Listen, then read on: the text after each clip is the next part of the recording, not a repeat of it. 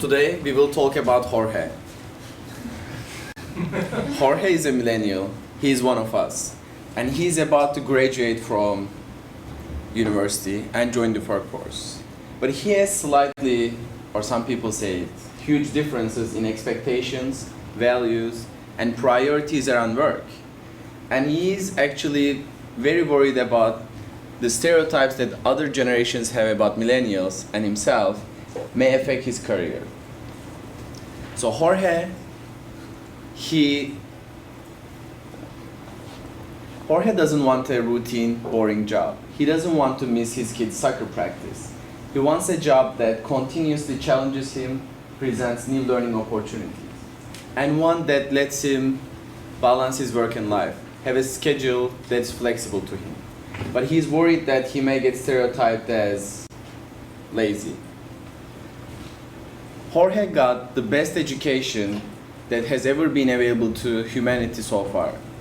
He adapts very quickly to new situations. He thrives in rapidly changing environments. He does not shy away from taking initiative. And he doesn't shy away to jump on new opportunities when he finds a new job or a new organization. But he's worried that he might get stereotyped as disloyal. And Jorge is also born as a native technology user. He's very quick at adapting new technologies.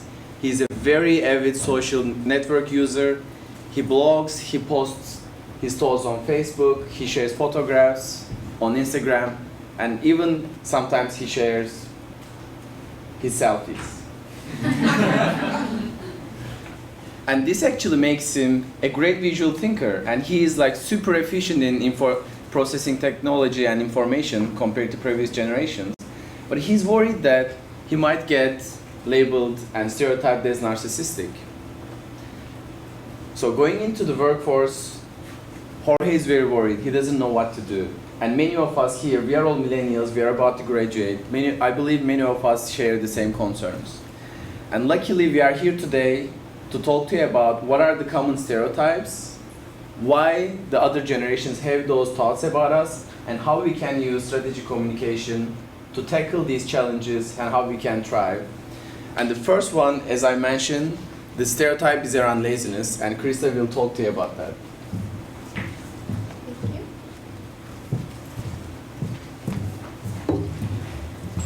When I wander into the kitchen in the morning, at least one morning a week, this is the sight that greets me. My roommate Jason is not Tom Cruise, but he will be wearing a button-up shirt, sometimes a tie, and definitely no pants. Jason is a millennial and he works at Google, and he flat out refuses to get to work before 11 a.m. As a result, if someone schedules a morning meeting, Jason will participate via a Google Hangout so he can engage in the meeting and have the added benefit of no pants required. It's practices like this, such as getting in late, that have led to the stereotype that millennials are lazy.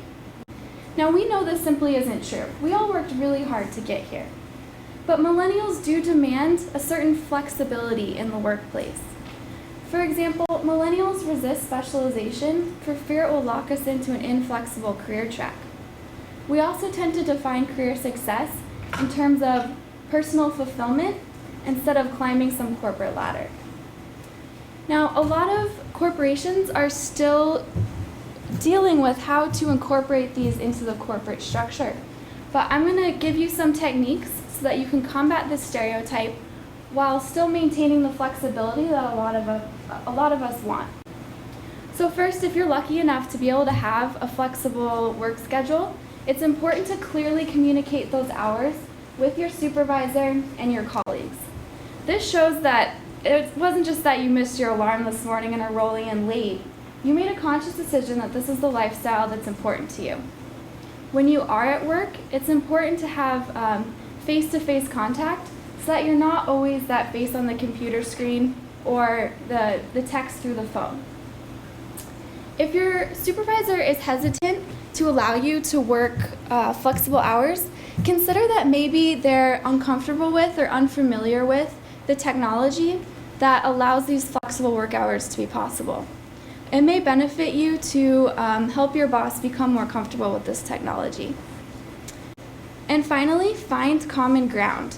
It turns out that boomers and millennials are actually very well aligned in our workplace preferences and career goals. So you probably have more in common with your supervisor than you think. So now that your boss no longer thinks that you're a lazy bum, let's deal with the issue of millennials not being loyal to the workplace. So as Krysta just said, it's important for millennials to seek out mentorship and to find allies among older generations. But this can be difficult if your supervisor perceives you as disloyal or doesn't think that you'll be around for very long. And so you see, older generations tend to see millennials as being like hummingbirds. We flit around from job to job, experience to experience, without staying in one place for long enough before moving on to the next exciting opportunity. So I'm going to show you 3 different strategies to cope with this stereotype and to beat the hummingbird stereotype so you can receive the mentorship and build the allies that you need. The first one of those is simply to communicate what will make you loyal. As we've heard, our generation often values things differently than the older generations. We tend to value job flexibility over a little bit more salary. We value challenges and new experiences over job titles. And these sorts of things might not be what your supervisor expects. And so you need to clearly communicate these values and show them that you can be loyal, perhaps just to different things. So let's say you fail to communicate or convince them that you can be loyal. In that case, you need to at least show them that you can be valuable. And the easiest and simplest way to do that is simply to provide your value now. Focus on what you can do immediately, the short-term benefits that you can have to the company. It's just important that you do that in such a way that doesn't limit your long-term potential for growth.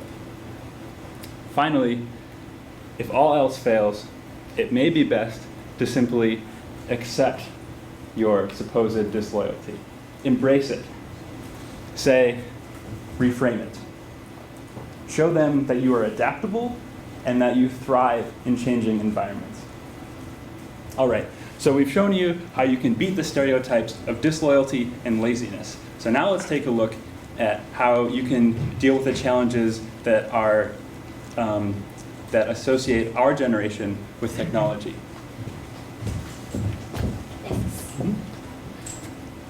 Next, I'd like to discuss another stereotype people have about millennials. That is our interaction with technology. Can you believe that? 64% of public actually believe that there's a huge gap between millennials and elder generation in their way of interaction with technology. The gap is even bigger than their differences in moral values, attitudes towards races and ethnicities, and the importance of family. Well, millennium generation is a generation of digital native. When we talk about millennials, people just immediately think of social networks, photo sharing, cell phones, and internet. It is true, social networks are the building blocks of social interaction of for millennium generation.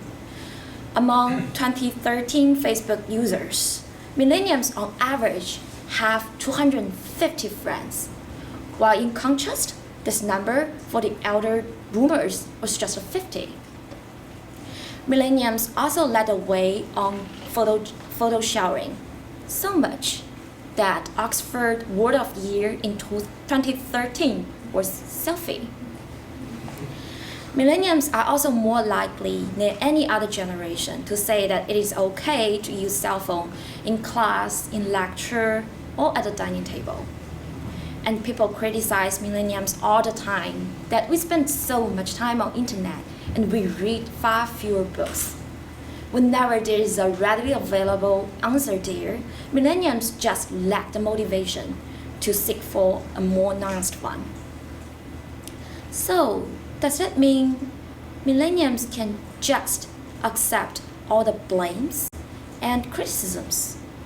No, because the key of communication is in understanding where your audience are from and communicating the message in their needs.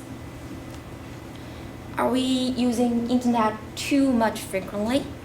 Yes, but our current fast-paced business arena requires this kind of immediacy, including the abilities to retrieve and process the information far more quickly than our previous generation.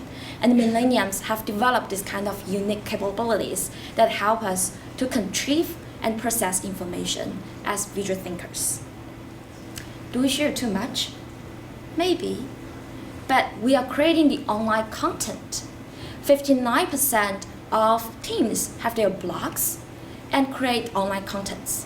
Millennials generation are just showing an earlier preference for using technology to capture, synthesize, and express their thoughts, opinions, and experiences. Are we too narcissistic? Yeah, maybe. But remember, more and more companies are using the millennials' proclivities to their advantage. They are encouraging the new hires to actively engage in internal social networks. They see millennials as co-developers in product marketing and designing. And more millennial consumers are actively engaged and participate in the creation of consumer goods. So, as long as we understand where our unique values are, we are able to convert our disadvantages to our advantages. And Seckin is going to give you the conclusion for how to leverage the communication to beat people's stereotypes of millennials. So coming back to Jorge, so the sad news is these stereotypes do exist. They are far more common than we would like them to be. But the good news is we can tackle them. Because the previous generations, they don't want us to fail. I mean, they made us. They were our parents, they were our teachers, they were our mentors. They want us to succeed. It's just that they grew up in a different world.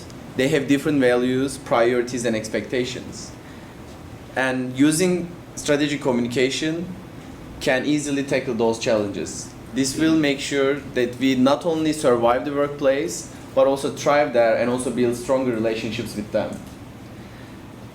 This is a very limited time to tackle all those challenges, and we tried to mention the top 3 most common ones and how you can challenge them and how you can tackle them.